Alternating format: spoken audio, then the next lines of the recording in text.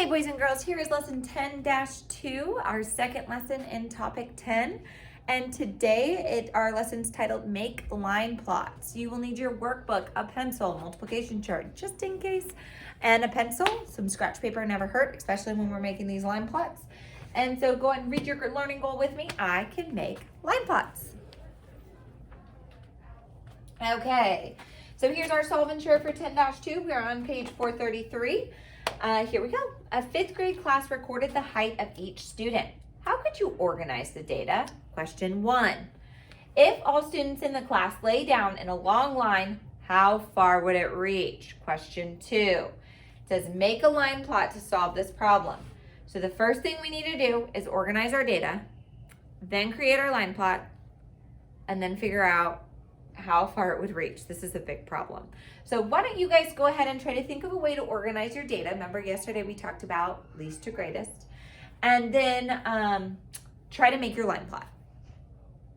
Okay, let's talk about that together. So we've got larger numbers here, so this is going to be kind of a tricky problem. But one way to organize data is with something called a frequency table. And so a frequency table is going to break down the values, how many times the values are there. And so we can do like the value, and then we can tally how many. Okay, and then we could also put the number. Okay. So if you didn't organize yours in a frequency table, that's okay. You might have done greatest to least because that was kind of my hint. But if you don't have a frequency table down, I do want you to write this down with me. So we need to take a look and try to find our smallest number. So remember, we're starting least to greatest. And when I'm scanning through, I'm seeing 50 is our smallest. So I'm going to write 50 on here. I'm going to crisscross it off over here because that can kind of help. Now, if I look through, I'm not seeing, oop, here we go. So I'm going to crisscross it off. We've got 2. Okay, I think we just have 2 for 50. So now you can see I've got one row. Here's my value. I tally them up as I'm going through, and then I write my number. So the next one that I'm seeing is 50 and a half. 50 and 1/2. So I'm going to crisscross that off, tally it over here. Crisscross it off, tally it over here. Crisscross it off, tally it over here. Crisscross it off, tally it over here. 1, 2 more. So we've got a total of 6 for 50 and a half. So now I'm looking, okay, do I have any 53 or 52? I do have a 52. So we've got 1. Let me go through and see. We've got another one, but I think that'll do it. So we've got 2 52s. I'm running out of room here. Let's see, any 53s left over? No, and I do want you crossing them off. I can't tell you how many times kids don't cross them off, and then they end up with a whole jumble of numbers. So cross them off, take the time to do it. It makes it so much easier. So then I've got no 53, no 54, so 55. So we've got 1. So I need to write 55 down here. We've got 1 so far. 2, 3, 4, 5, 6. Oop, there we go. So we've got 6 at 55. Miss Collins running out of room on my frequency table. I should have written a little smaller. And so then I can easily see, because I have them all crossed off, which ones I have left. So I've got 2 58.5s and 2 60s, and I'm good. So down here I'm going to go 58.5 and 60. And I don't know if you guys can see this, but I know I have 2 of each. So I can go 58.5, 58.5, 60, 60. And now I have them all crossed off on here and all organized on a frequency table down there. So then I can create a line plot from that a little bit easier. I can see that I need to go up by halves because 1/2 is my smallest fraction, my smallest unit. And so I need to start at 50 and I need to go up to 60.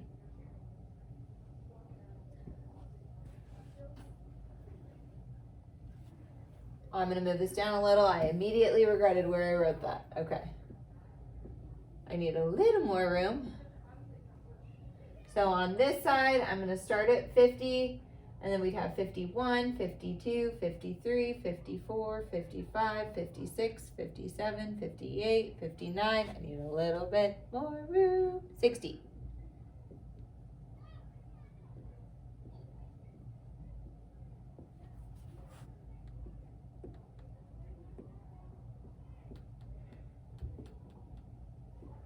Okay, and so then now I definitely need my 50.5.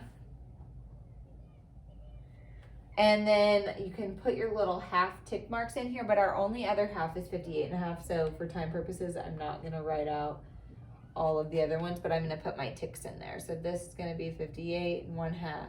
So then because I have it all organized on my frequency table, it's gonna be a little bit easier to just draw my little dots on here.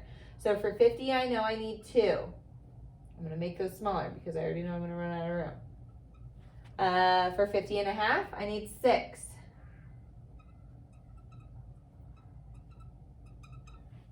For 52, I need 2. For 55, I need 6. For 58.5, I need 2. And then for 60, I need 2. Okay, so now it wants to know if all of the children laid down in a long line. Don't ask me why they would do that because I don't know. How far would it reach? So here's where we can use a little bit of multiplication to tally it up a little bit quicker. So I can do 50 times 2, and I know this one's going to be 100. And I kind of like to write it right on top when I'm trying to add them all together. So 50 and a half. So what I'm going to do here is 50, 50, 50, hold on, 6. So 50 times 6 is going to be 300, right? So then I have a half. So a half and a half, there's 1, 2, 3. So this is going to be 330. Kind of broke it down. 52 times 2 is going to be 104. Why are they laying down on the ground? We've got 55. So again, I might do my 50 times 6 again because I know that's 300. And then I'll add to it. So 10, 20, 30. So we have 330. Over here, I've got 58.5. So 50 and 50 would be 100. 8 and 8 is 16. So I have 116, and then a half and a half make one more. So I have 117. Goodness. And then 60 and 60 is 120. So then my final step is going to be adding these together. So I can do, maybe I'll do it over here. 100, 303, 104, 330, 117, and 120. And then I'm going to add them pretty quick. So we've got 4 and 3 is 7, 7 and 7 is 14. 3 plus 1 is 5, plus 2 more is 7. And then here we've got 3 and 3 is 6, 7, 8, 9, 10. So we get 1,074 inches. Good grief. And there we go. We did a ridiculous amount of work for our salvage here today. Okay, let's go ahead and take a look at our virtual learning bridge.